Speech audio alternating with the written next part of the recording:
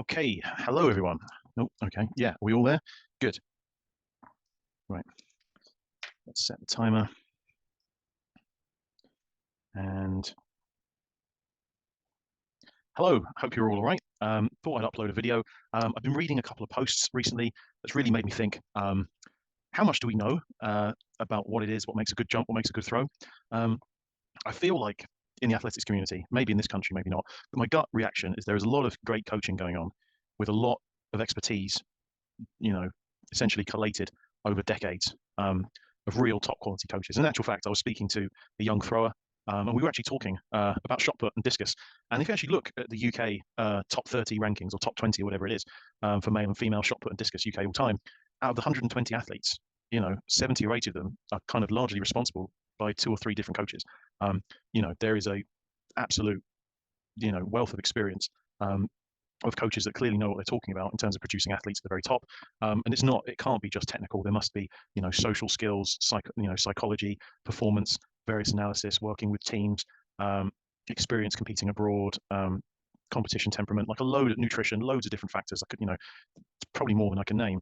And so let's get that clear. The technical how you throw and how you jump. I think this country does pretty well. There is a big wide world out there.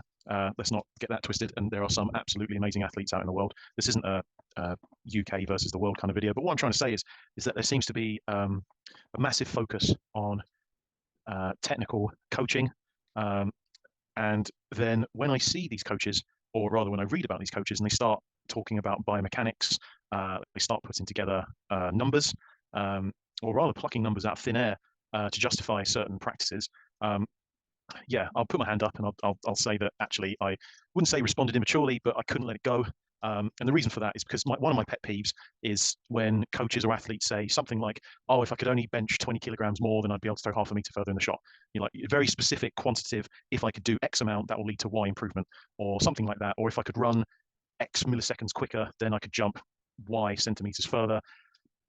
It's a very quantifiable, formulaic thing, and part of me thinks like, where are you getting that from? What's your justification for it? How have you worked that out? I guess in the teacher part of me is like, show you're working. Like, what the hell? Like, what's this answers only stuff? How did you get to that? And part of me thinks like a lot of these coaches just use this as kind of like a vague, they've seen athletes doing this sort of thing, and so therefore their athletes must do the same in order to get there, or must be doing the same sort of thing. Classic example of that is ground contact times, and we'll talk about that in a second. Another one is that I saw only yesterday or the day before, I can't remember, that you must be running X speed in order to long jump this. And there's two extremes to me. There's the extreme of coaches just plucking things out of the sky, and it's like, well, this coach has been doing this for decades, we should trust them. Weird, uncharted territory, but fine, whatever.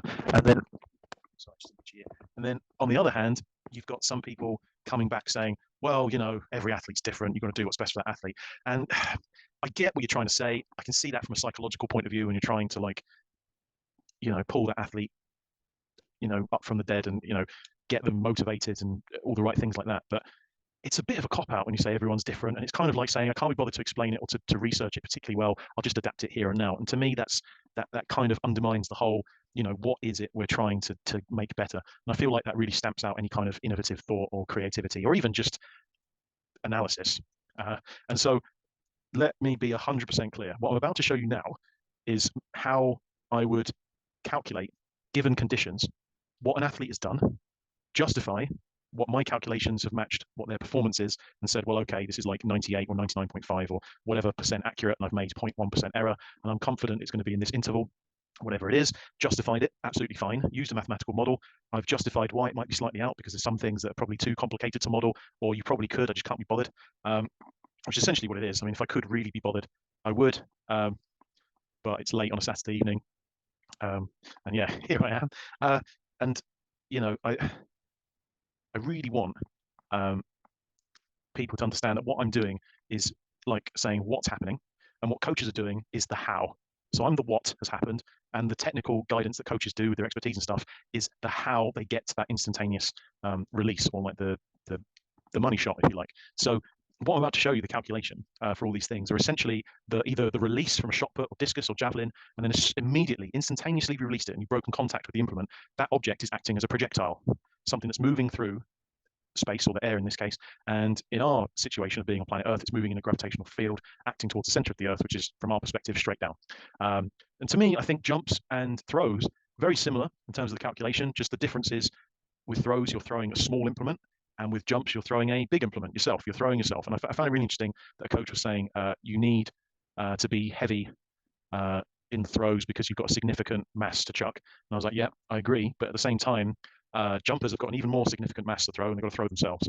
And that probably explains why we've only ever been managing to throw ourselves about 8 meters, 9 meters, or 8 meters 95, and yet we can throw shot puts well over 20 meters. We can throw discuses over 70, javelins over 90, hammers over 80 meters, which is significantly further than we can jump because the implements are lighter. But they still have very similar properties. In terms of the technical how, I'm still going to stamp my foot down and say that the money shot, the thing that really determines the distance, is going to be that Care Bear stare, the triple extension, that powerful abdominal region just opening up and exploding, and the extensions you can get from that, not just from your hips and your knees, but from your chest and your arms and all the rest of it. And they are full body movements. So first of all, before we crack on, I want to address this idea of ground contact times. So I think, say I've got an athlete, and before we plod on too much, all of the maths I'm about to show you, which, to be fair, A-level mathematicians about 17, 18 years old should be able to get this if they're finishing the mechanics component of their courses. It may have been a long time that people have actually studied maths. Totally get it. Unfortunately, there's going to be some maths involved here. That's the price you pay with looking at kinematics and projectiles. There's going to be some maths involved. If there is any mathematical techniques that I kind of just go through really quickly, by all means, just email me or drop me a message on Instagram. I'm more than happy to go through it slowly with you. In actual fact, this is going to be on my YouTube page, and you can actually see some calculus videos that I've done previously. They're more than welcome to have a look at. And on those maths videos, what I've done is I've waffled for a fair bit, and then I just go through question, example, and I'm more than happy for you to just have a look through, teach yourself. I've gone through some quite good examples, and hopefully I've explained it as clear as I can. If I haven't, please just bug me. By no means, also another caveat, by no means is this a finished product. Okay. I'm going to say something a bit controversial, and I'm probably going to be a bit of an engineer with this. And what I mean by that is I'm going to say, well, it's close enough, so it's good enough.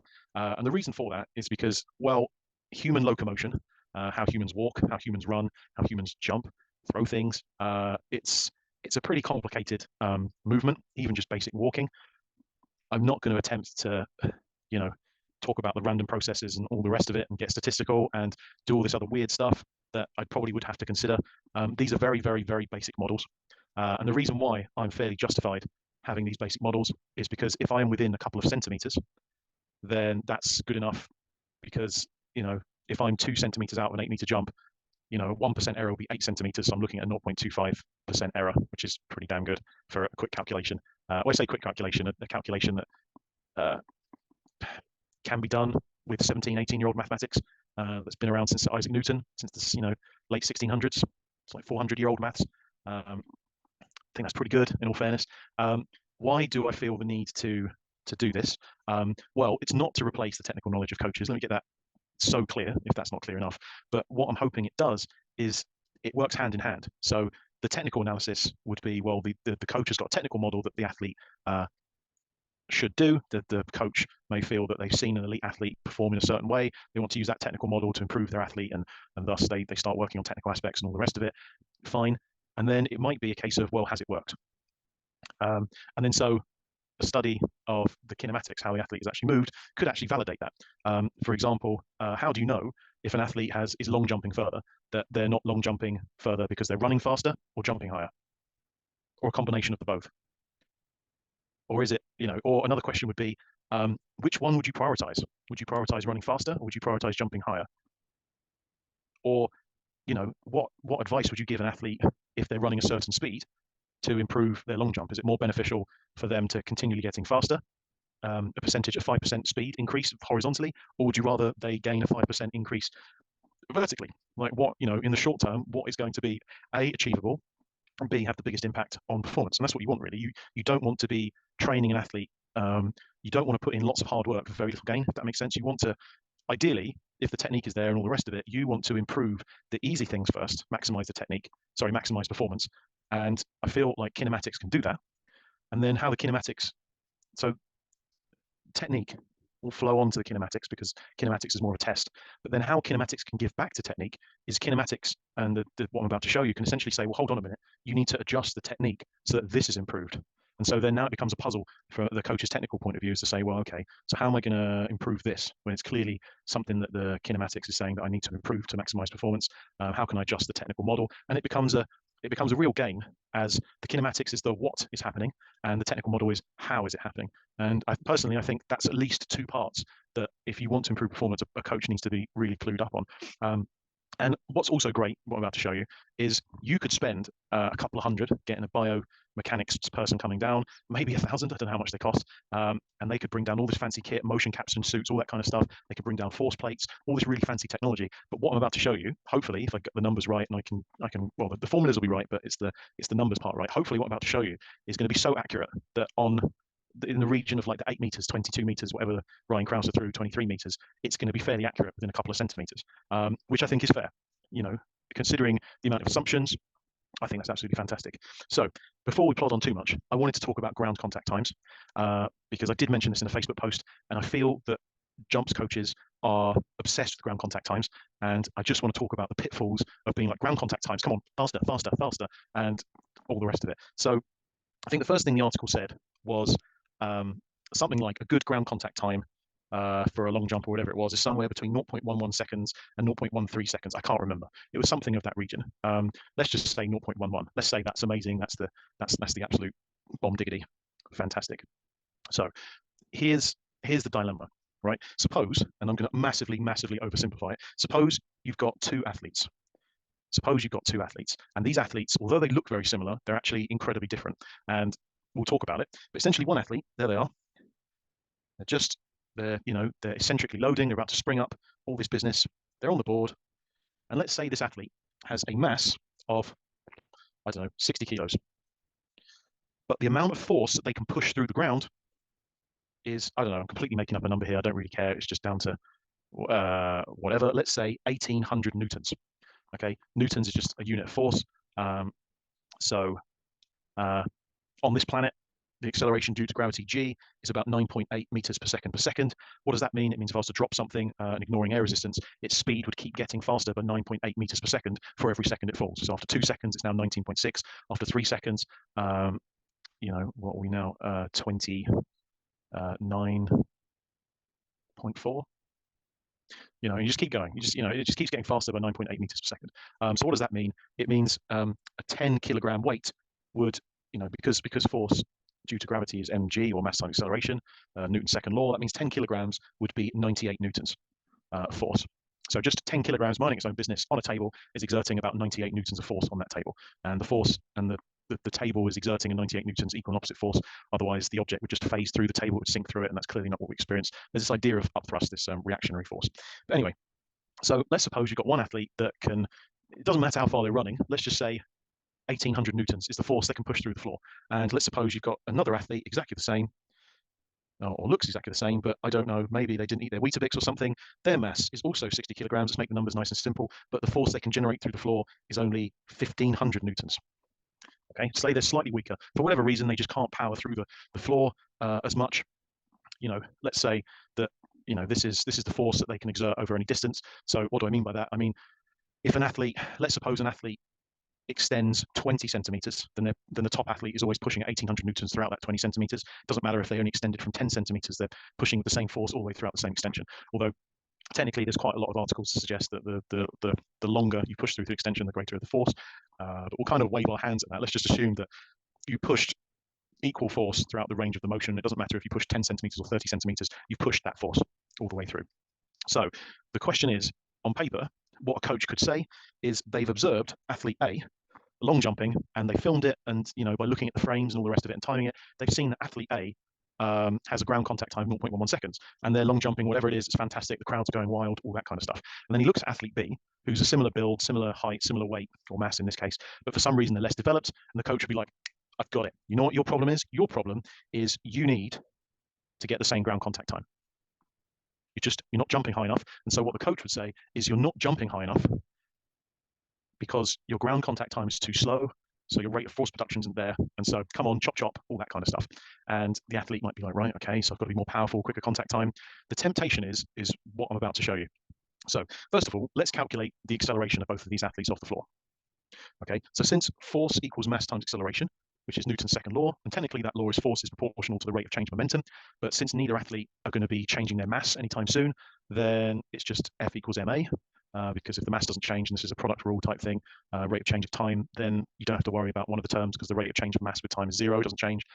Long story short, F equals ma is perfectly valid here for objects that don't change mass as they fly through the air or get projected. And yeah, so if we resolve vertically, then you've got the net force of 1800 newtons acting upwards minus the force of 60 g acting downwards. That is going to equal the jumper's mass, which is 60 g times by the acceleration. So quick bit of maths, if we divide by 60 on both sides, then the acceleration is 1800 minus 60 times 9.8, and divide that lot by 60, then instantaneously on takeoff, that is 20.2 meters per second, which seems like quite a lot, but then you've got to understand as soon as you break contact with the floor, you are experiencing gravity dragging you down, and so you are constantly accelerating downwards at 9.8 meters per second. You're probably not going to maintain that 20.2 meters per second for several seconds. That would be silly because you'd be jumping 40 meters into the air. That's not what happens. That's not what we experience. It actually tails off fairly quickly, and also these numbers are made up. To me, 1,800 newtons is the same as pushing 180 kilograms. I think, 180 kilograms back squat seems reasonable, or single-legged might be pretty elite, might not be. Doesn't quite work out like that because you can talk about speed and contractions and all the rest of it. But I just picked that number because it seemed fairly sensible, as opposed to like 18,000 newtons, which is 1,800 kilograms, which is clearly insane. 1,800 seems about reasonable in this range. And then when you start hearing stuff like, oh, long jumpers experience 4 times their weight through their foot, and I'm like, yeah, whatever. So 4 times 60 is 240. 240 times 10, which is what G is, 9.8, roughly 10. That's roughly 2,400 newtons. So 1,800 to me just seemed like a fair enough number to make up. And then if I do the same thing with the other athlete, so 1,500 newtons minus the mass 60G all over its mass 60 to get the acceleration, then fine. What you get is the same kind of calculation. So 1,500 minus 60 times 9.8, that's what G is. Divide that by 60, and shock-a-doodle-doo, the athlete can't accelerate as quickly, and it's more like 15.2 meters per second. And so what does this calculation tell you? It tells you that if you can generate more force in the same time, then clearly the acceleration is going to be a lot better. I.e., if you want to be a good jumper, then you want to minimize mass. Because think about it, if you increase mass, you're going to be increasing this number you're dividing by, and you want to divide by a smaller number as possible. So immediately, my thoughts on doing a calculation like this is you want to minimize your mass, and you want to maximize your force, which sounds really, really dumb. And you'd think like, yeah, of course you do that. Why would you not? But it's good to know that at least the maths makes sense of all that. And shock-a-doodle-doo, an athlete that generates more force that weighs the same as another athlete that produces less force is going to accelerate slower off the board. So here's the sticky bit. So now, you've told this athlete that's weaker to get off the board in 0.11 seconds, but it accelerates slowly. So let's think about this. Let's say the hips were here, and it's taken them 0.11 seconds to accelerate, let's say, X much, some height X much. So what we're going to do is we're going to use SUVAT, which is constant acceleration formula, so S, U, V, A, and T, where S is displacement, U is initial velocity, V is final velocity, and A is acceleration, and T is time. So I'm just going to write down all I know. So S, the displacement, I want to move X meters up. Initial velocity. Well, vertically, let's assume that when you put your foot down, vertically, you're not going anywhere. What's actually happening is when you put your foot down, you sink a little bit, and then you come back up. But if you think about it, if we were to do that, then the calculation becomes a bit more complicated, and also the extension is less than if we were to assume it's 0 and you leave with some vertical velocity v. Like, this is a best case by doing this. And to be honest, it doesn't really particularly matter about the speed. I'm not really interested in the speed. I'm interested in the displacement. And you'll see why. The acceleration, we just worked that out, was 20.2 for that other one, and we've got from experimental data, whatever it is, 0.11. So I want an equation that links S, A, and T. And this is why we're going to use U as 0, because it makes the thing a lot easier. In actual fact, you know what? We could say that the initial velocity is U. And it might just be that U is negative. If we're assuming upwards is positive, then U might be negative because as the athlete is touching the floor, there's an initial hip sink.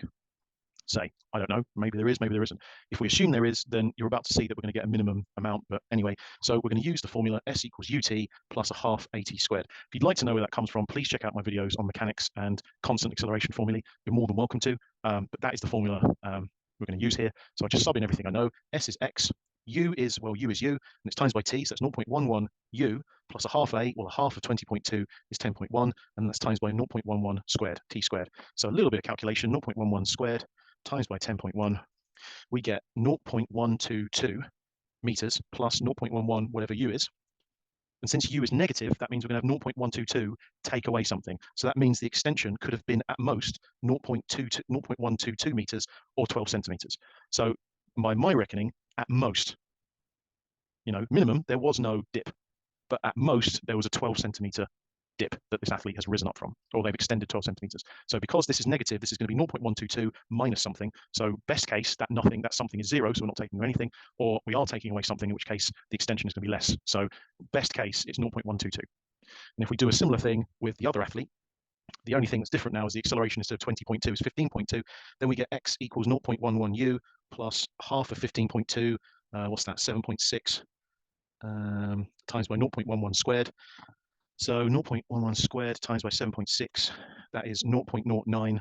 I'll just say that 0.092 plus 0.11 lots of u. So that means x is best case 0.092, which means the weaker athlete, in order to do this ground contact time that you've asked for them to do it in 0.11 seconds, the only way they're going to do that with their current force level or force output is to cheat and not extend so much. They're only going to extend at most 9 centimeters, where in this case, the other athlete can extend 12 centimeters.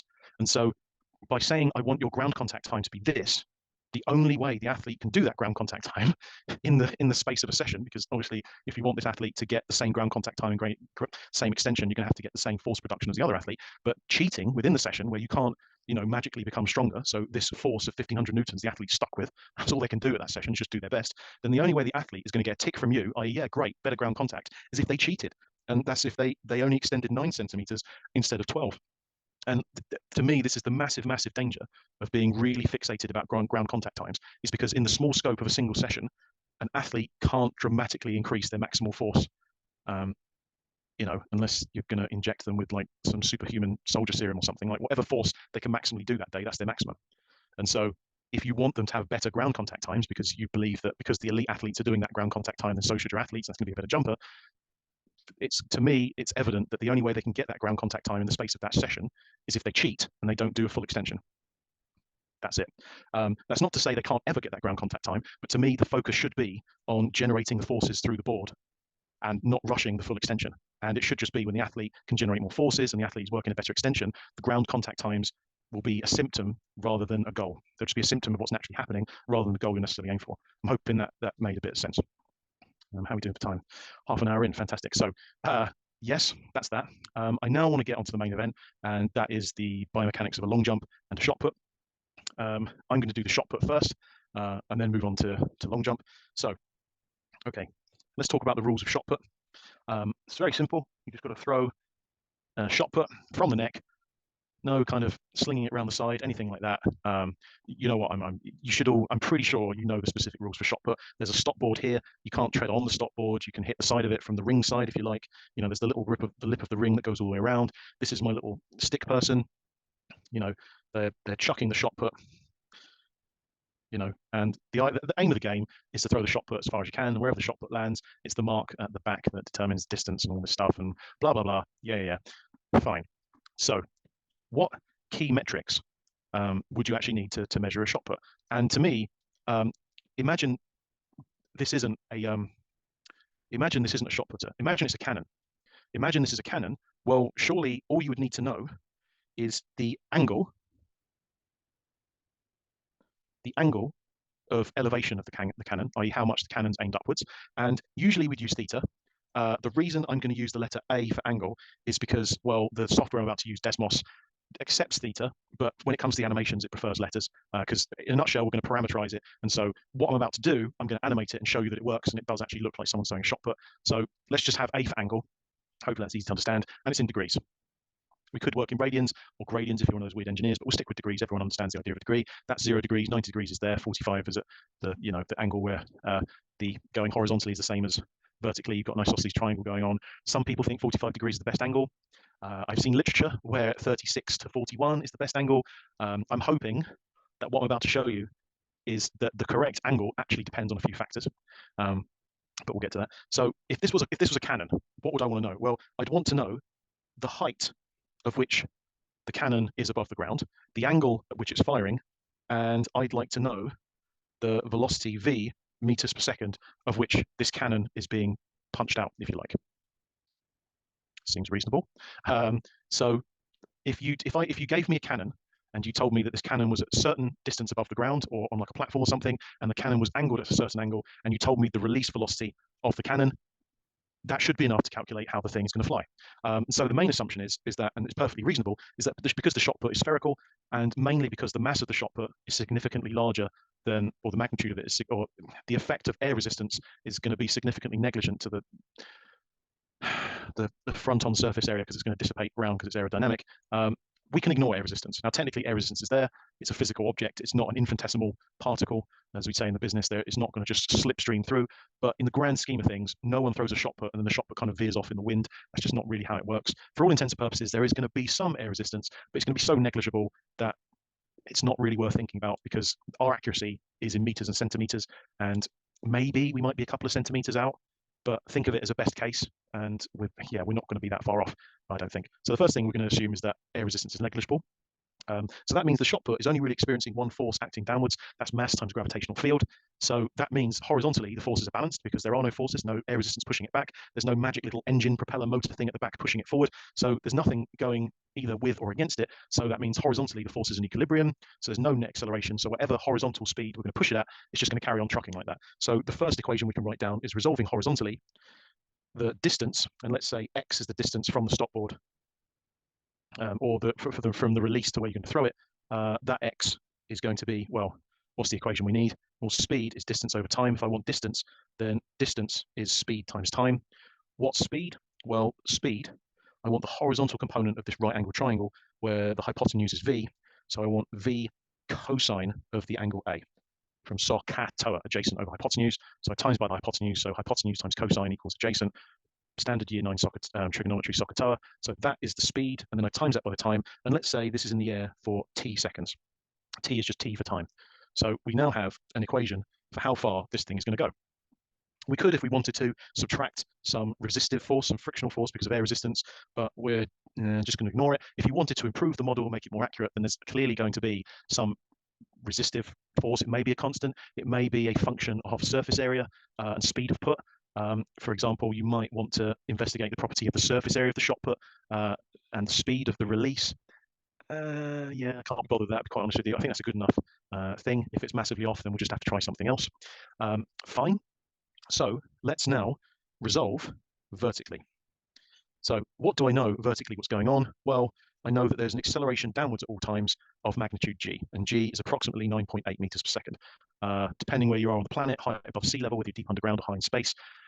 For all intents and purposes, let's just say we're roughly at sea level, and it's roughly 9.8. If you want to be cute and say 9.81 or 9.82 or 9.80 or whatever decimal places, you're more than welcome to look it up on a table and see the gravitational field strength or gravitational acceleration of this planet for a particular location. Knock yourself out. I can't be bothered with that. 9.8 is a decent workaround. So what's happening, all I know is that if I resolve positively upwards, so the upwards direction is positive and the downwards is negative, all I know is that the acceleration is minus g at all times. It's just a constant. So that means the acceleration is always downwards with magnitude of g. And we're going to use the fact that if I integrate acceleration with respect to time, that will get the velocity in the y direction.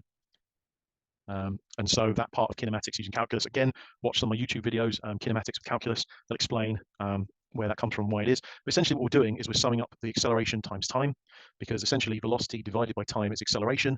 So velocity equals acceleration times time, or rather the change in time. And so if we sum up all the velocities, we're summing up all the accelerations per time. Yeah, I'm explaining calculus in about 10, 15 seconds. Not the best. Please have a look at my other videos where I go into detail for it. But if you're familiar with some kinematics and calculus, it works like that. And very simply, to integrate constants, it just becomes that constant times by the variable you're dealing with plus a constant of integration. And to work out that constant of integration, which is an unknown, you just have to think about what's going on. And so what's actually happening is we know that when time is 0, then the vertical component is the opposite of this right angle triangle over here. So the velocity in the y direction is going to be capital V times by, well, it's sine theta, or sine A is opposite over V, so that means V sine of A. So immediately, I know if I sub 0 in, then 0 times minus g disappears. This is V sine A, so that means I can get rid of this C1 and put V sine A like that. And now I have the velocity in terms of g, gravitational constant, know that. T, that's just a position in time. V, that's an initial velocity. We can calculate that from frames. So we can calculate arm length and how long between frames it's taken for that person to extend their arm. So that's just another speed, distance, time type thing we can work out. And then A, that's also easy. We just use a protractor on our video analysis app and we can work out the angle of release. So it's looking good so far. And then similarly, if I integrate velocity in the y direction with respect to time, and if you integrated acceleration in the x direction or the velocity in the x direction, you're going to get similar results. But when you integrate acceleration, it becomes velocity. If you integrate that again, velocity, it becomes displacement. So now our y value, so if we've defined the stop board vertically, the coordinate space y is going upwards and x is going to the right. So we just want to know how far past the stop board we've gone, the distance of x. Then y is going to be, well, minus g t. The power rule, standard year 12 maths, is minus g t squared over the new power. So t squared over 2 plus, and then v sine a becomes v sine a. This is just a constant, so we times by t, and then plus a new constant c2. And then similar deal, we have to think, do we know any initial conditions? Yes. We know that when t equals 0, what is the height? Well, think about it. Let's suppose the arm length is length L. Then this height is L sine theta, and the total height that you've released the shot put is this h from the ground up until where your shoulder joint is, and that's just essentially if you've arched, then it's wherever that shoulder is down. So if you've arched, you're clearly going to be shorter than if you stood up tall, but never mind. Maybe it's a stronger position to get a better push. It's completely fine. There's no assumptions here. That's a technical thing. So it's going to be h plus L sine theta. So I immediately know when t is 0, y is h plus L sine theta. And I'm pretty sure actually in the model, instead of using h, I can't remember if I used HS or just S for shoulders. I can't remember. Doesn't particularly matter. And so very similar thing. When a sub t is 0, this term disappears because it's 0 times a constant. Y becomes this thing. So that means C2 is the doodah there.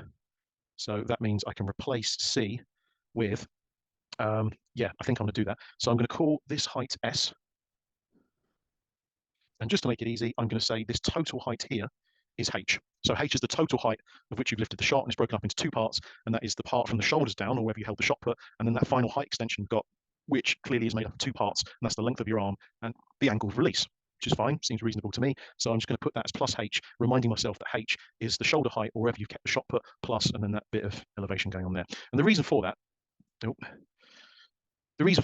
is because, well, I now want to have an equation just for x, and I don't care about the time. The reason for that is because if I know what the cannon is going to punch out at what speed, and I know the angle and I know the height, I don't know the time until impact beforehand. I'd have to do a calculation. So really, I want this thing here to be completely independent of time. And the way you do that is you make time the subject of this, and you substitute it back into here. Sounds a bit complicated, but essentially we're going to do something called completing the square. And yeah, that's all there is to it. So essentially what happens is, well, what do we know about this point here of impact? Well, I know that it's going to be x, it's just some distance x along, and we know that y is 0 because it's on the flat ground again. So essentially, I want to solve when y is 0, i.e. 0 equals minus g over t squared 2 plus v sine a times t plus a h.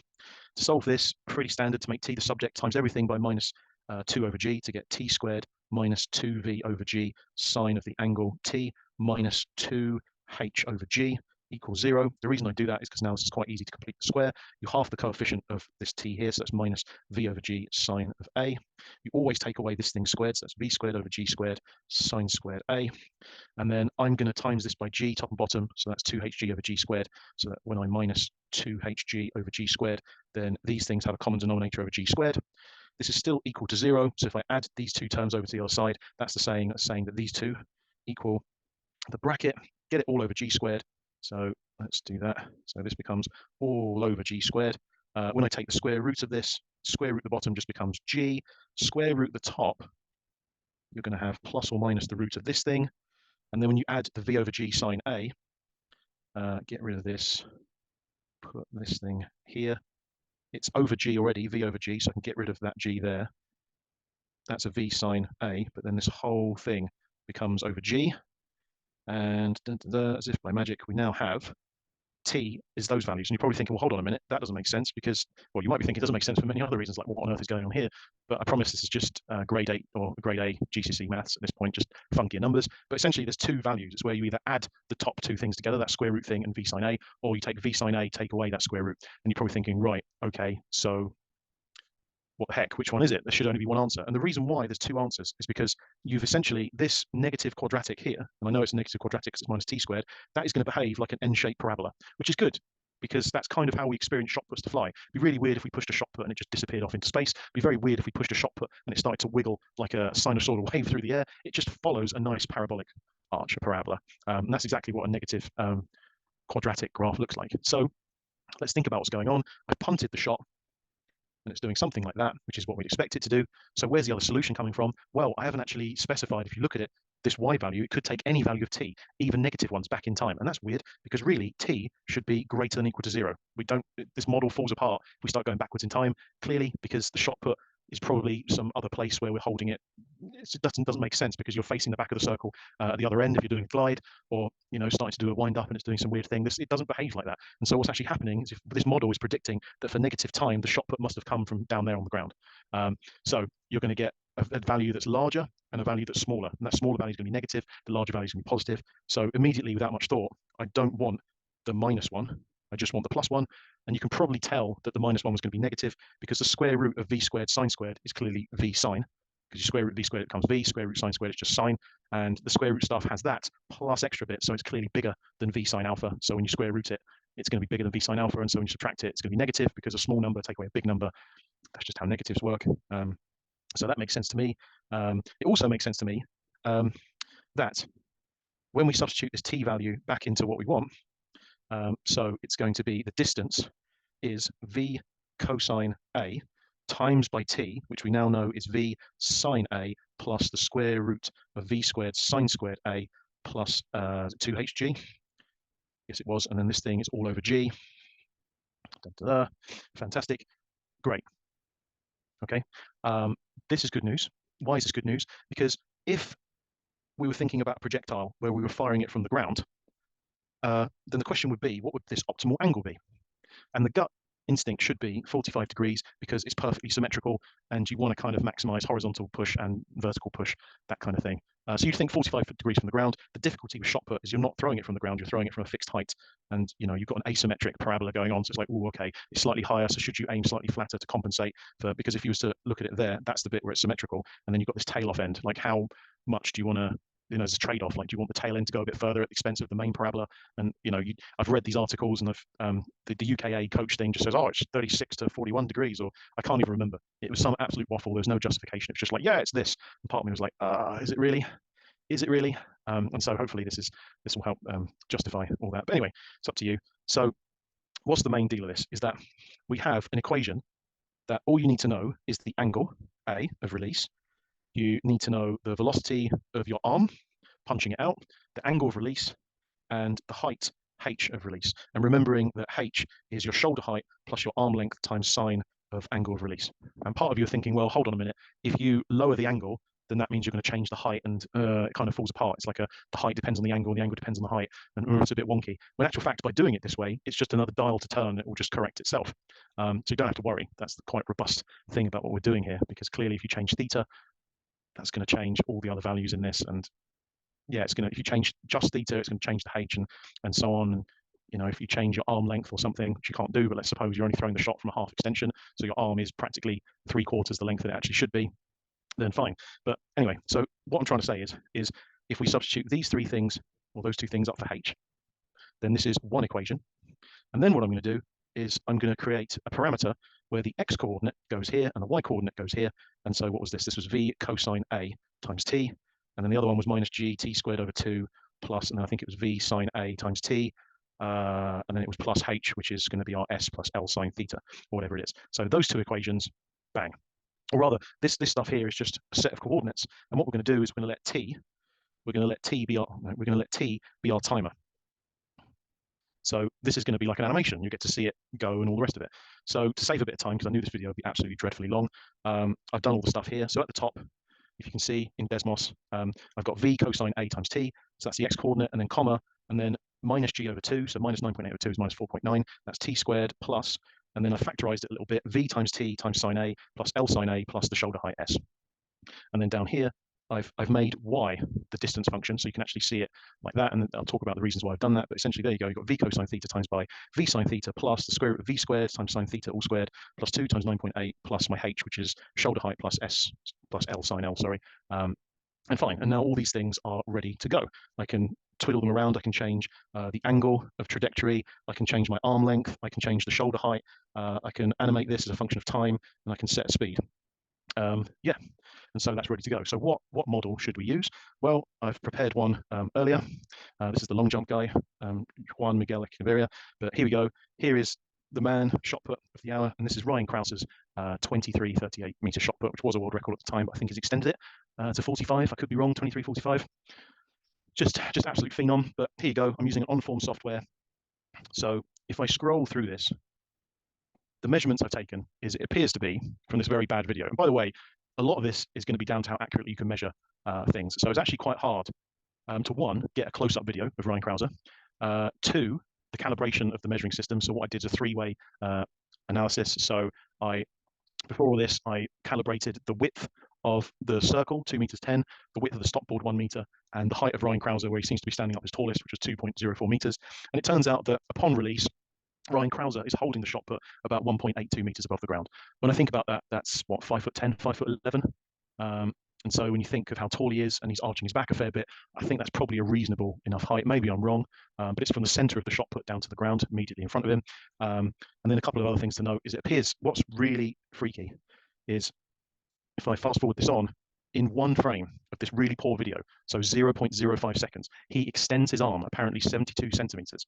And when I say extends his arm, he extends the shot put from there forwards 72 centimeters. I don't know how long his arm is, and it's probably a little bit bent, so his arm might be a bit longer, but essentially he extends his arm 72 centimeters. He pushes the shot a total distance of 72 centimeters at an angle of 44 degrees. So my very, very rough measurements, and again, if you had a proper biolab, if you had a proper lab and you could measure these things so accurately, but for me, I've done a rough model, I've done rough measurements here, 44 degrees. It kind of looks like 45 degrees. It might be 44.8 or 44.4, and it's rounded down to 44, or maybe this system just does it as a floor function. So I started at 44 and it won't tick over to 45 until I reach that critical bit. I have no idea how accurate this stuff is, but 72 centimeters, 44 degrees, and he pushes it 72 centimeters in one frame, which means 72 centimeters in 0.05 seconds is 14.4 meters per second, which is bloody fast. But anyway, so I've got enough stats. So what I'm going to do is I'm going to head over to Desmos and I'm going to think very carefully. So the angle of release I'm saying was 44 degrees. His arm length was 0.72. His shoulder height was 1.82, if I remember rightly. The velocity of release was 14.4 in the end. And so if I show this dot and I calibrate this time, so it's constantly moving forwards, I should now press this play button, and now it just constantly loop how Ryan Crouser has been throwing the shot put. Now, bearing in mind, this T is just going on its own timer. I mean, the T is going from 0 to about 2.26 seconds, but 2.26 on this T value isn't necessarily 2.26 seconds. I'd have to fiddle around with it and make sure that the increment of T matches actual time. But what I'm really interested in is that the behavior of this shot put looks pretty realistic to me. That it's clearly throwing it from a height of 2.32 above the ground, which is pretty high, but considering he's 2.04 meters tall, is it much of a stretch to say that he's pushing at 28 centimeters, which is this much above his head height? Probably not. He's a big guy, so that seems realistic to me. And then what's happening is the shot put's going, it looks to be about 7.42. I haven't actually done the calculations to get the maximum height, but he's pushing the shot put and it's going about 7.4 meters in the air. That seems very high, but these shot putters are immensely strong, and you probably do need to throw it that high in order to get that far, in all fairness. And it's landing on the ground, and this model is saying, well, because it's going up in little bits, it's jumping between 23.2 at 14 centimeters above the ground to 23.41, where it's 10 centimeters below the ground. And you might be thinking, oh, come on, that's not accurate enough. What does the model say? And then that's where this curve comes into play. So we'll get rid of the animation.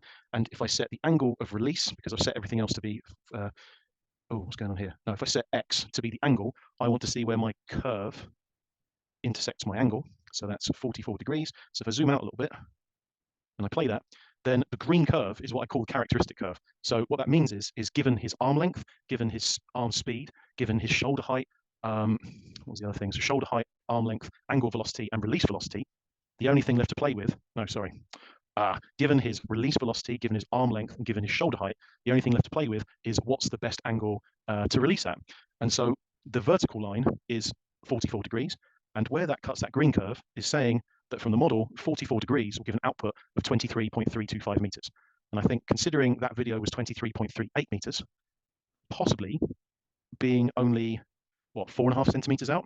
So 0.045 meters out of 23.38 is a 0.19 or 0.2% error. So I'm out by 0.2%. I don't think that's bad, considering I've just done a bunch of stuff, I've made a bunch of assumptions, I've measured it fairly hackily. But what is interesting is this curve. If I was to zoom out a little bit, technically he's very good. Now that's an understatement because he's the world record holder, but technically if he wanted to improve, that dot, Desmos is very good. It plots out what the key values of curves. And so if you can see the second dot, which is really close to this one, that green dot to the left of it is at the peak of that curve, so it's optimized distance. So what he's done is thrown at 44 degrees and thrown 23 meters 38, or what this model said, 23.32 and a half, or 23.33, and possibly that extra couple of centimeters might have been him leaning slightly over the stop board.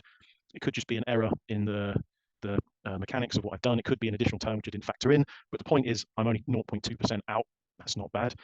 But what's interesting is if he'd have thrown it 1.5 degrees lower, 42.5, then the model is saying instead of 23.32, he would have thrown 23.35, which doesn't seem like a lot. It's 2.5 centimeters, but it would seem to suggest that for Ryan Crouser, at his speed, at his height, his arm length, actually the optimal angle for him is 42.5 degrees for that throw. Now, if you tweak the velocities and all the rest of it, I mean, if I zoom out a little bit, what's really interesting is I could say, well, I've got a weaker thrower that has the same arm length. Say, for example, you've got a thrower that's also 2.04 meters tall and has an arm length of whatever it is. You could say, which the velocity is not as good. So say they're only releasing it at 11 meters. Well, we can do a similar thing. Notice how the curve's auto-corrected. So if they were to throw it at 44 degrees, they'd be throwing 14.17, and the max, and for them, it's actually even lower, 41.03 instead of 42.5, and they'd be able to get 42.13. It could be that their shoulder height is a bit lower. So for a lower athlete, you can see that actually they need to throw it, a tiny bit higher. It's just interesting to play around with.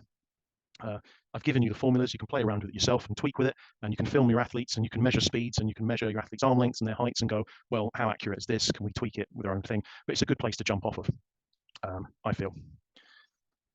So shot put wise, am I going to be telling Ryan Crouser that he needs to aim a bit lower? Absolutely not. I feel I'm fairly justified to say, actually, you do need to aim a little bit lower. It would have given you a couple of centimeters. I think it's very telling that since he's thrown that 23.38, he's actually thrown further, 23.45 or whatever it is. So it is possible to improve. Ultimately, where was he? 14.4. Even just a tiny bit, like 0.1 meters per second quicker. So where was he? He was 1.82. So instead of being 1.82, let's say 2.5 inches taller, the length was, what was it? 0.72. His arm length. Just extend a little bit more, 0.73. So extend just a little bit more, be a little bit taller on delivery. Instead of 41, maybe bring this down to whatever it is. Then apparently 42.5 degrees on the cards, really that could be 42.50. Sorry, 23.68. So there's even more. So you can play around with these things. It's not going to say he's going to get that better, but you can tweak with things and go, well, how much does that make a difference? What's the least twiddling I have to do in order to get that? And then you think, right, okay, how can I tweak my technique to get that? Is it even possible? That kind of thing. For me, yeah. And to be 0.2% wrong for a 23-meter thrower by being wrong by only 4 centimeters, that means for a 12-meter thrower, you're only wrong by about 1.5 centimeters, which I think is pretty accurate in all fairness. Same percentage-wise. So yeah, I think that's pretty good. And so we're going to do a similar thing with long jump. How do you set that up?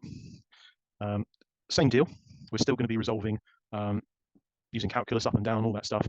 I did actually want to talk a little bit about it because one of the things that came up was this talk of, well, in a post, an athlete was running, I think their horizontal velocity was 10 meters per second because they'd run 10 meters in 1.0 seconds using this fairly accurate time pad, whatever it was.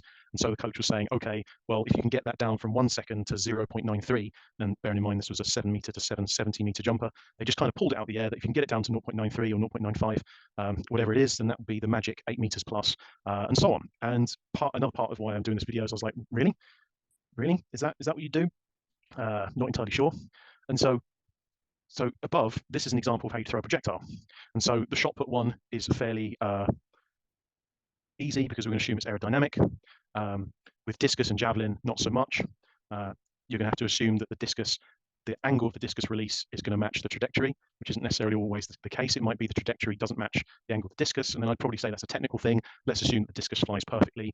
There's other wacky things as well, like you can get aerodynamics of discuses, like catching winds and lifting up, and it's kind of a less accurate thing because of the whole wind comes into play, and so this model breaks down a little bit, and you probably need a bit of computer software, and you could probably just factor in the wind, and you could say wind is blowing in from a certain angle and how's that going to affect the disc, and that's more modeling, and you're more welcome to do it. But for me, I just wanted to show you how I'd model a shot put flight and how accurate it can be. And I want to do the same thing with long jump, and you can do a similar thing with high jump, triple jump, pole vault. It's just a case of how many factors and how you justify them, personally. And again, I appreciate that this video has gone on for an hour and 16 minutes. So yeah, I'm gonna try not to waffle as much. And if I did all the events, I really would be here for about 3 or 4 hours.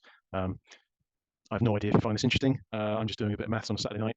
But anyway, so yeah, this coach was saying that his athletes that were training were running about 10 meters per second for a flying 10 meters because it took them exactly like 1.0 seconds to get from one gauge to another for a short run up. He was like, yeah, that's really impressive.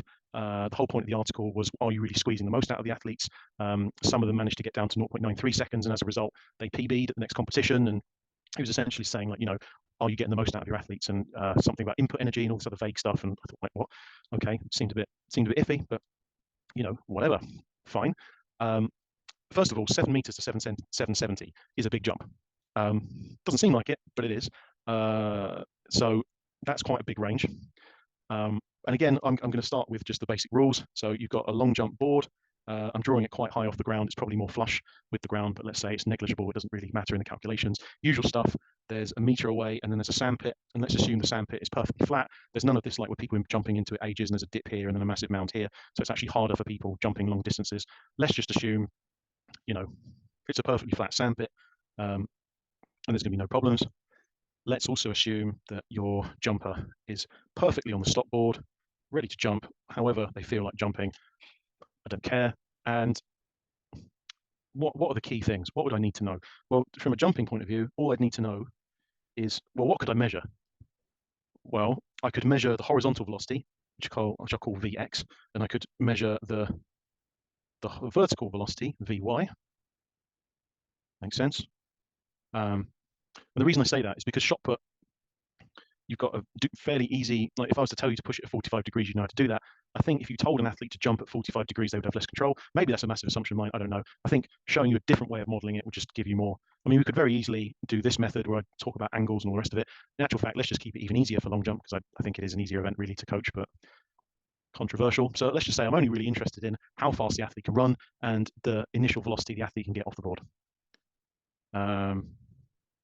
Really, what else can we consider? Well, if I wanted to make the model a bit better, then really I'd like to know the height of the hips off takeoff. What else would I like to know? No, not a lot really. So the athlete's going to fly through the air. It's going to land. Let's assume the athlete is a perfect lander. It just lands on their butt, doesn't lean back, anything like that. But let's suppose they mess it up, they lean back or whatever, or I don't know, they put their legs down or their butt drifts in the sand, and we'll call this L for a loss. Well, how easy is it to measure horizontal velocity? Well, that's pretty much it. You only need those 4 things, and you can pretty much know how the jump's going to go. The problem is, how would you measure them? Because, well, you can measure Vx by just going back a frame, forward a frame, and seeing how much they're horizontally moving up to the board. And you can argue, well, they're slowing down on takeoff, or they might be accelerating, or whatever it is. But really, it's pretty accurate. The problem is when they're flying through the air, and again, this is an assumption, but I'm assuming that they're doing something like that, and so it's actually quite hard to measure vertical distance because they're moving at an angle.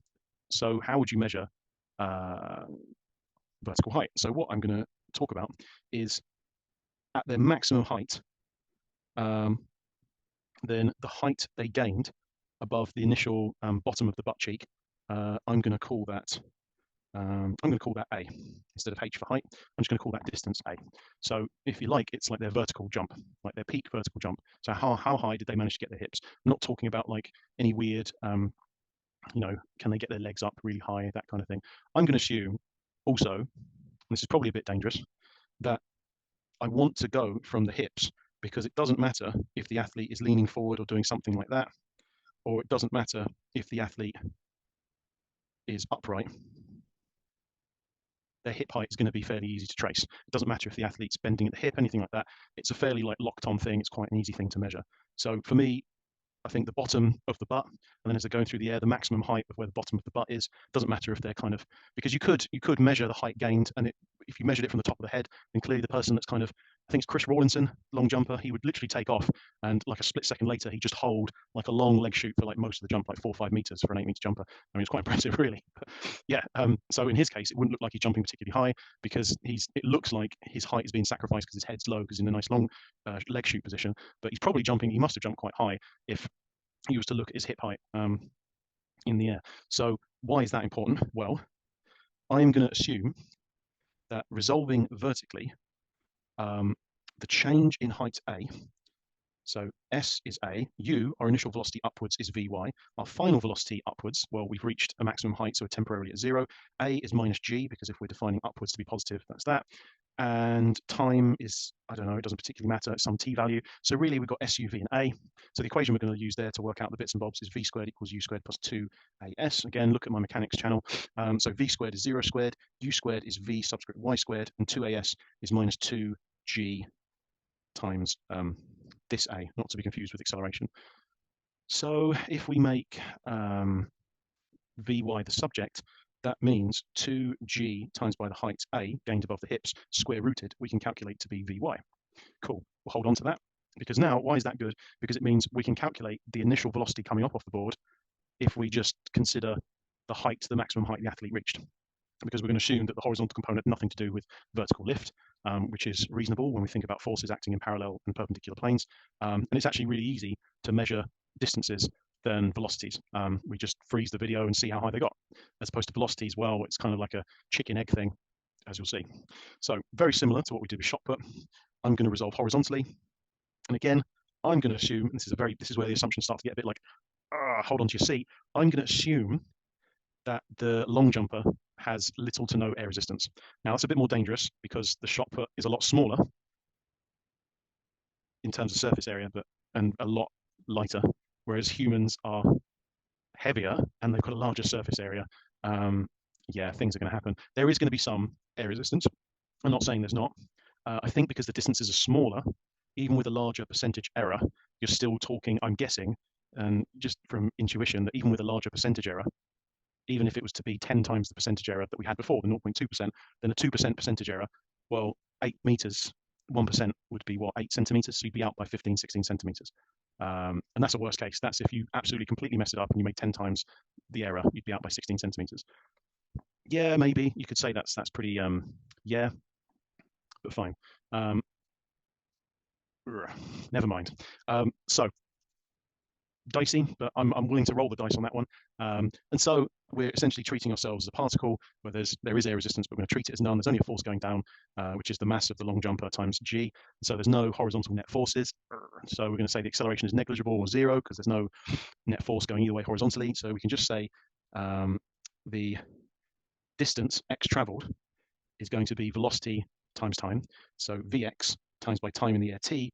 And then technically that's true, but then we're going to minus L, which is the distance lost from, I don't know, falling back in the sand or whatever it is. It could be that you're a perfect long jumper and you land on your bum and you don't lose any distance. Could be, I don't know. The athlete I'm about to show, there clearly is. And you know what, as a side comment, I'm actually incredibly in awe of how many top long jumpers, their landing is absolutely atrocious. Like they just give away almost half a meter. And the long jumper I'm about to show you, the Juan Miguel Echevarria, yeah, the guy that jumped 883, he did a massive jump and he gave it away, like really gave it away. And you'll see as he gets out the pit, like what? That could have been a massive jump. And it's really, it boggles me how you can train so hard in long jump, like really train so hard in long jump, you know, keep your mass under weight under control, do all this sprinting and hard plyometric stuff, you know, and you can jump amazingly and then you give away half a meter because you don't land properly. It's not uncommon. It happens quite a lot at the top level, I find. Like really clean, efficient landings seem to be quite rare these days. I don't know why, because it's a part of the jump, but it's just my observation, nothing to do with any of this. But anyway, right, so resolving horizontally, we get that. And then resolving vertically, well, what's going on here? We're going to have to do a bit of calculus like we did before. Same deal, acceleration is minus g. If we're saying upwards is positive, all we know is acceleration is minus g. Integrate that to get the velocity in the y direction, which is not the same as, well, let's have this as the y direction's velocity, so we don't confuse ourselves. Integrating minus g becomes minus gt plus a constant. Well, we know that when t is 0, the initial velocity going up is this v subscript y, because that's the thing we're trying to measure. I know what Vy is. That's this thing. That's root 2g times the maximum height. So that can just be boshed out to root 2ga. And then if I integrate this again, I will get the maximum height, which I'll call y. Integrate this becomes minus gt squared over 2 plus root 2ga times by t plus a different constant integration. And similarly, t0, I know that the height above the ground is my hip height, h. So I can get rid of this c2 and put h, because when I sub in 0, these terms cancel, blah, blah, blah. I can now get an animation, but I probably won't do it because you get the gist of it. It's going to be a similar parabolic Archie loop type thing. And I could make the x coordinate this and the y coordinate this. And so I'm going to have various variables I can animate and tweak with. But similarly, I just want this x function to be independent of time, because if I saw a still of a jumper jumping and I was told the velocity firing horizontally, the velocity firing upwards, and how much distance they're going to lose on landing, I wouldn't be able to know straight away how long they're in the air. So I need to get rid of that t value. So same deal. This t really should be a lowercase t because it's a function of time, a capital T. So same deal. I want to solve when y is 0. So we're on the ground because I haven't defined it. I should have done really. So the edge of the takeoff board, that's a coordinate system x, y, where the origin is the takeoff. So y is 0. So if I times everything by minus 2 over g, this becomes t squared minus 2 over g, lots of t, lots of root 2ga. And then I times minus 2 over g, so it becomes minus 2h over g. Jubbly, so this becomes, by completing the square, t minus half of this thing, which is root 2ga all over g. Yes, if I square that and then minus this thing squared, which is 2ga over g squared, and then the 2hg, this thing becomes 2gh over g squared, common denominator, equals 0. If I add these two terms to the other side, that equals that plus that. Lovely jubbly. Square root it. You're going to have plus or minus the square root of. Now 2ga and 2gh are a factor of 2g in common, so this becomes 2g lots of a plus h. Square root g squared becomes g, plus or minus that root thing. And again, I'm going to ignore the negative root because that's kind of assuming that, you know, that t value is if we were to go backwards in time, and so you're landing back here. So that's clearly not what I want. I want the larger positive one. And then when I add this term over, I'm going to get t equals root 2ga plus the square root of 2g times a plus h all over g. And then I'm going to bosh this over, whack that into here. So the total distance is the horizontal velocity times by t, which over g is the square root of 2g times a plus the square root of 2g lots of a plus h. And then I'm technically going to minus some L. So there you go. That's the equation. Vx is the horizontal velocity. So all I need to know is the horizontal velocity. The h, what was h again? H was the hip height above the ground. A was the maximum height gained by the athlete above the ground. And then, you know, how much they're messing up because they're falling back in the sand, that kind of thing. And again, I didn't need this minus L part because when the shot put falls, it just makes a mark and rolls forward. It's very rare, I've never seen it, where a shot put lands and then it rolls backwards, making a mark. And then the official measures that mark that's further back. I've never seen it. I don't even know what would happen in the rules if somebody put so much backspin on the shot that it landed and then rolled backwards. I'm pretty sure it'd just be where from it landed. But anyway, so that's where that minus L comes from. So we go back to Desmos, and to save a bit of time, I've typed it in earlier. So you can see at the top, this function up here in red is that. I've got my L, my A, my H. Yeah, in actual fact, I think I might have gotten these the wrong way around. Yeah, so I think we need to change that to our A. That's H plus A. Yeah, absolutely. Minus L. 19.6 is 2 lots of 9.8. That's fine. And then this one here in row 6 is the animation where the VT is the X coordinate. And really, I should put minus L there. Let's go back a bit. Minus L, not jubbly. The reason I'm probably not going to do that is because according to the model, that means it's always back L. So the animation will look like it's constantly that distance back, which is not what I want actually. So that animation will just give you where the butt lands, and you just have to imagine that you go back whatever your inefficiency is. So I think I'm there.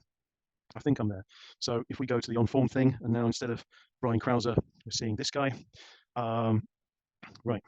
So first of all, one of the reasons I picked this video is because I can calibrate my measuring thing, and it's complete rubbish really when you think about it. I'll 9.7. That's not that bad. Let's make it just a little bit more. Oh, come on. Okay, and I don't like that 9.7, so I'm going to change that to just a 1. So I'm saying that's 1 meter. Just calibrate it. Cool. I don't need this 1 meter anymore, so I'm just going to. He says I'm just going to stick it off to the side. And if I go back, I've made some notes to get some keyframes. So about 1.083 seconds, which is there.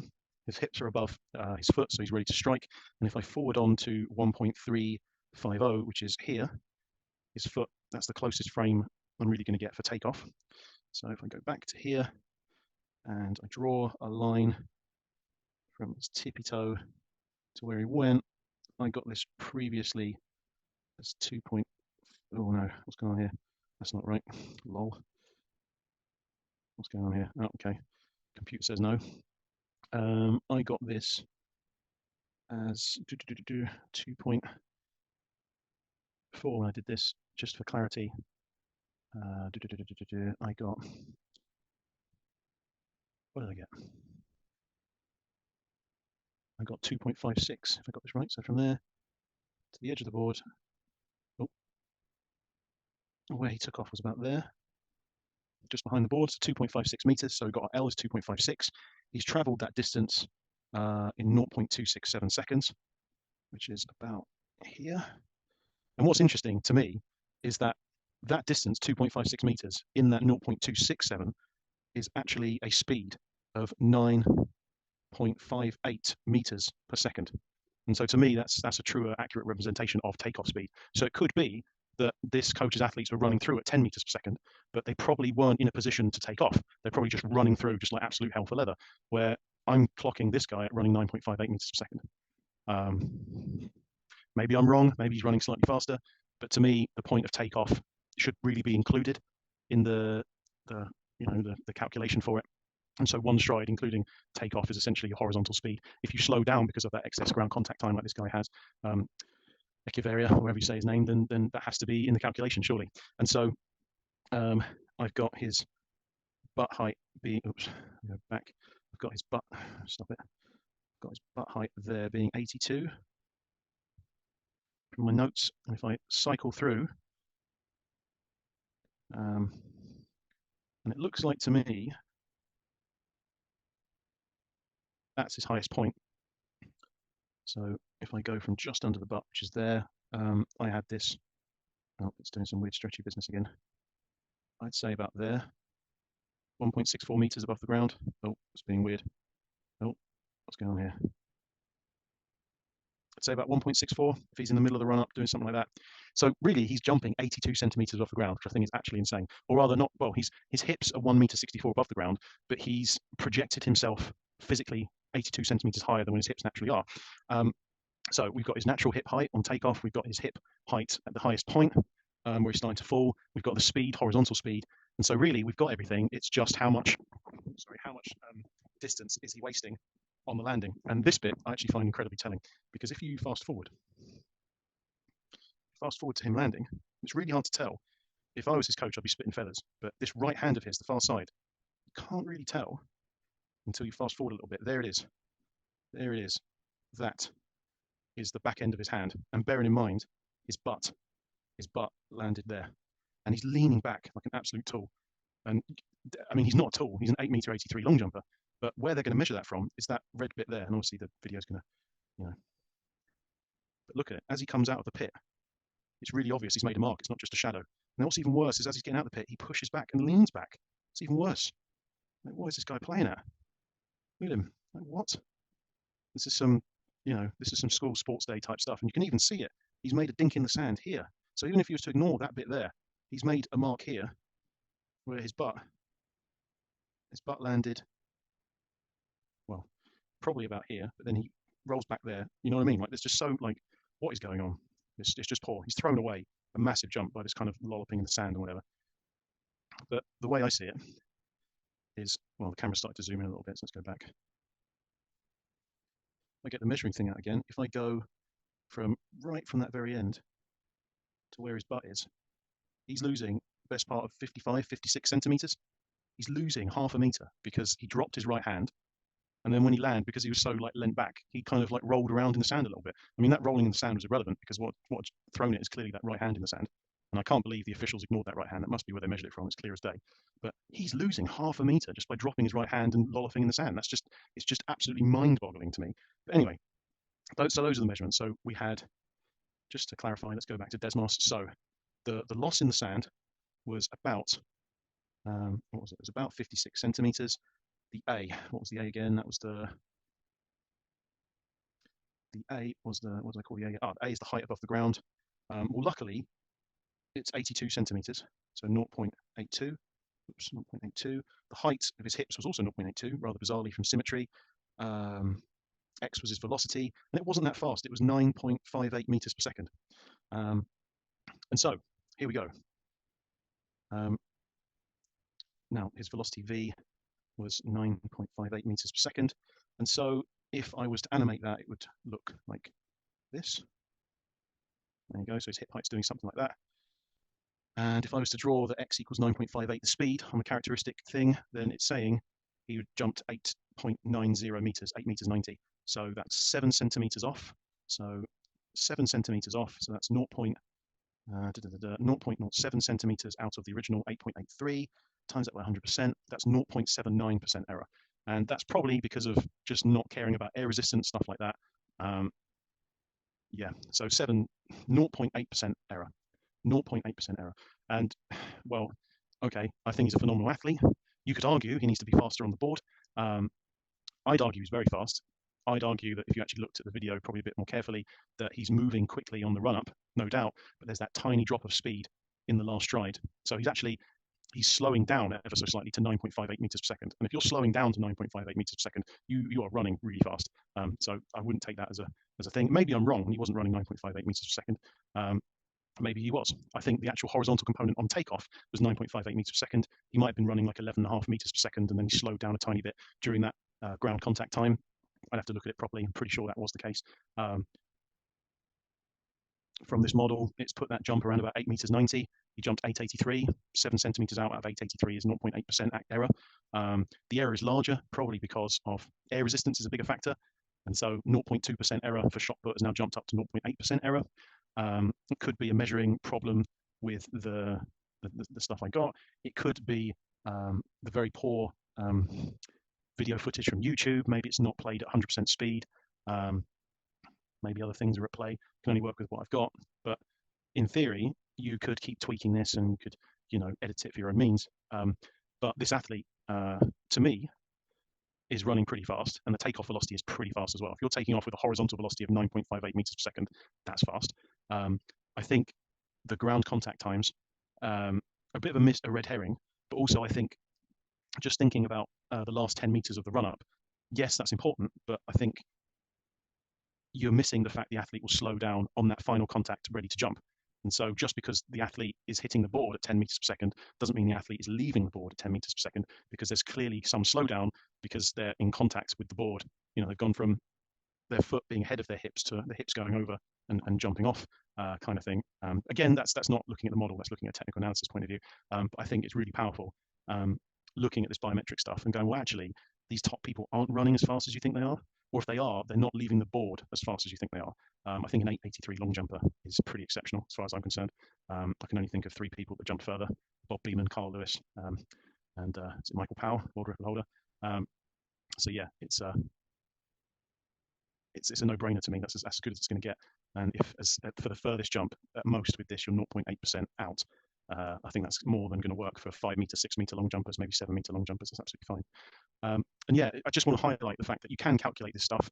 It is possible. It's a bit of a faff, but I'm hoping I've just given you some very basic models that you can go away and tweak with now. You can think they're complete hobbycock. You can think they're complete hogwash. That's absolutely fine. I feel I've justified them in a sensible way.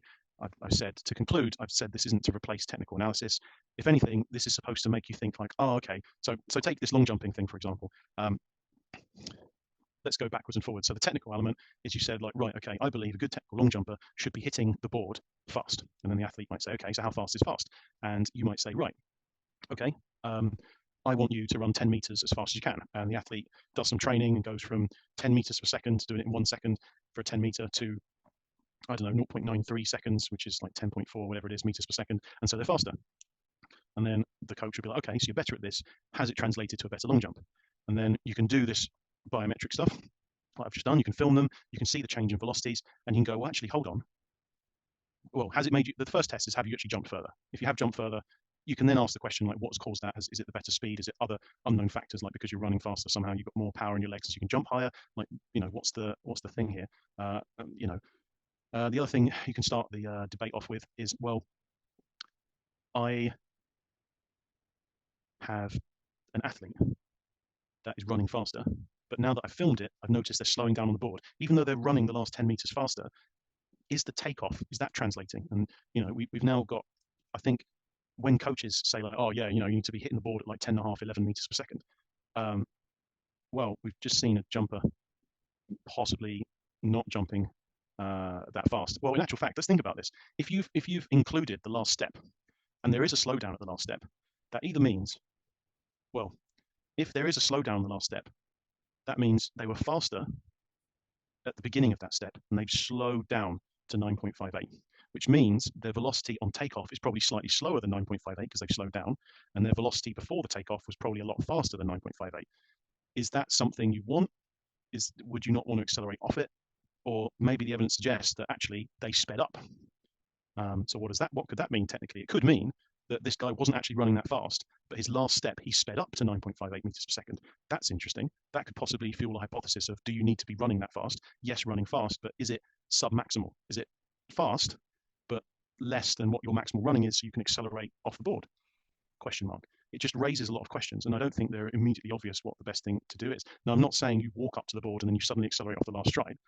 Is it a case of you're running at like 97% speed and then you finally increase that 3% acceleration at the end, rather than the other way around, where you're running 100% all the way up to the board and then you slow down to 97%? What's the fine line here? And I think like looking at analysis like this can definitely start to answer questions like that.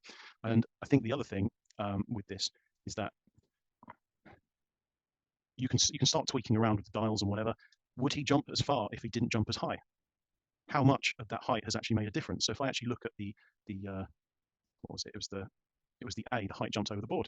If I change this A from 0.82 to 0.73, would that make much of a difference? Well, yeah. Let's have a look. Now all of a sudden, at the same speed, he's jumping 8.48, which is still impressive.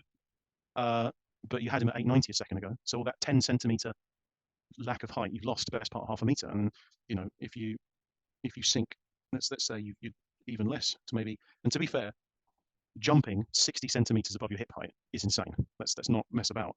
But all of a sudden, that takes you down to a 794 or a 795 jumper, which is reasonable. And so the question would be, this athlete is more than capable of jumping, of running at speeds of 9.58 meters per second, like the athlete in the article in question. But my question would be, are they capable of one-legged hopping, whether with a run-up or whatever, jumping to full extension straight up, so they are at least 82 centimeters off the ground? And it seems to me, if they're a 770 jumper, we can tweak this. There you go. Just need to tweak it a little bit more. Well, let's say this person was a 10-meter jumper. He was hitting the board at 10 meters per second, which is actually insane. But let's say they are, and let's say they were a bit more efficient, maybe losing only 47 centimeters in the jump from leaning back or whatever, which is still really efficient. This would imply to me that a 7-meter 80 jumper was only jumping 48 centimeters above their hip height on takeoff, which is impressive. Don't get me wrong. If someone jumps half a meter up in the air from where they were before, I'm not talking about feet upwards, but their hips up 48 centimeters. That's pretty incredible.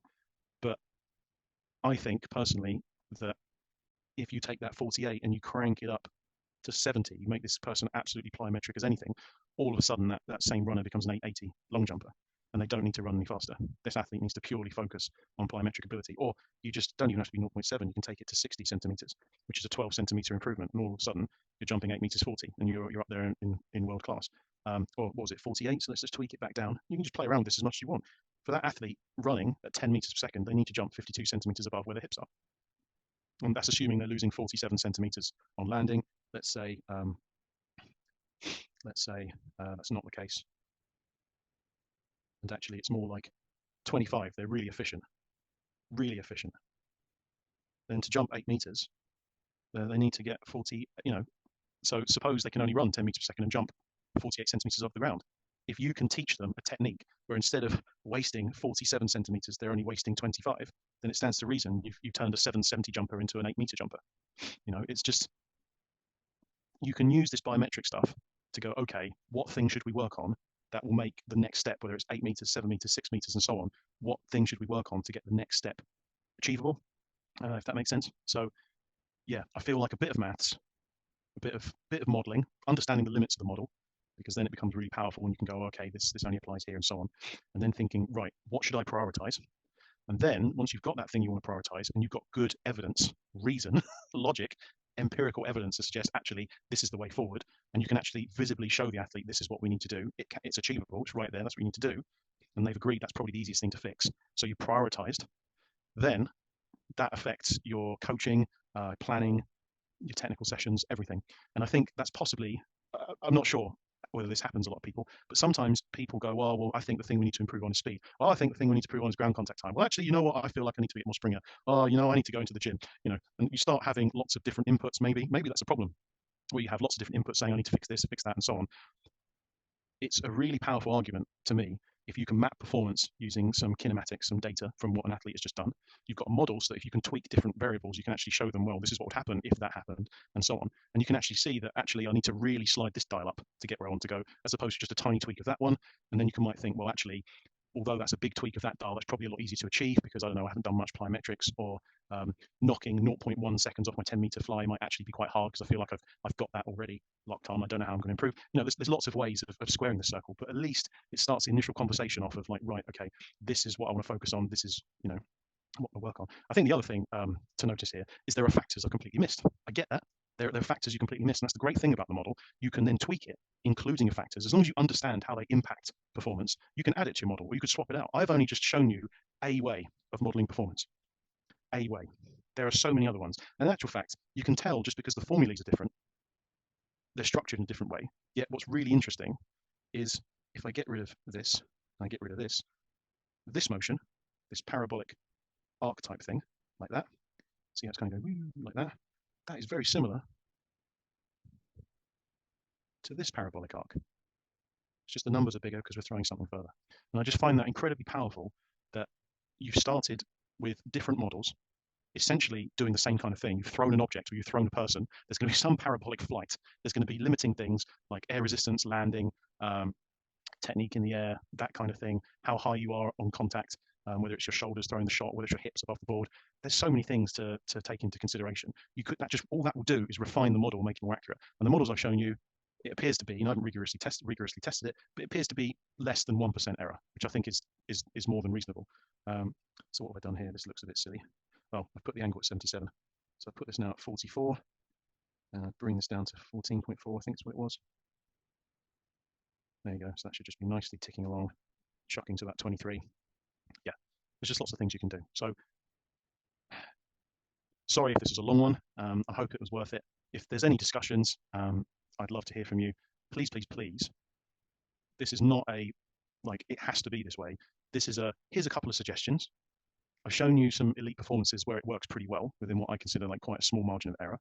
Hopefully, when I freeze the screens, or you can freeze the screens, you can actually copy the formulas down and you can play with it. I suggest Desmos, but you can use lots of different programs. I honestly don't care. wolframalpha.com is another good one. There's loads of different modeling websites. If you're a complete nerd, you can use Maple 10 or Maple 12, whatever it's on, I forget, or Maple 8, whatever it is. I can't remember what the latest version is. There's loads that you can do. Modeling software, it's all free. Well, Maple isn't, but Wolfram Alpha and Desmos. Desmos 100% is just a website. I just urge you to the thing that I found really helpful of getting my point across to athletes of we should do this because, and justifying my training. I could very easily say I've been doing this sport for 25 years. I found this to be the case. I've seen so many athletes. I've helped so many people get to, it's this argument for authority stuff. And it's just a bit naff. There's something in my brain that goes, no, argument for authority, I've got to challenge it. Maybe that's just like the daredevil in me. I don't know what it is, but whenever I get the feeling someone is arguing for authority, it's like a double dare to me to question it. I want to know why. And if you're going to say, because I've seen so many athletes do it this way, to me, that's essentially saying, I am not going to innovate. I'm not going to challenge myself. I'm not going to question things, and I'm not willing to grow. And I find it incredibly hypocritical to ask athletes to grow and develop when, as a coach, you're essentially saying it's this way. I'm no longer willing to grow. And I am as well. I question everything. I'm not at the end of the journey by no stretch of the imagination. And I've said in previous videos that this is going to be like a time capsule type thing, so I can look at and hopefully cringe and say I've come a long way since then. But I think mathematical modelling, reading up on some mechanics and kinematics is quite an interesting field, and hopefully I've started you off on that journey. So anyway, have fun. Thanks for putting up with me so long, and yeah, catch you later.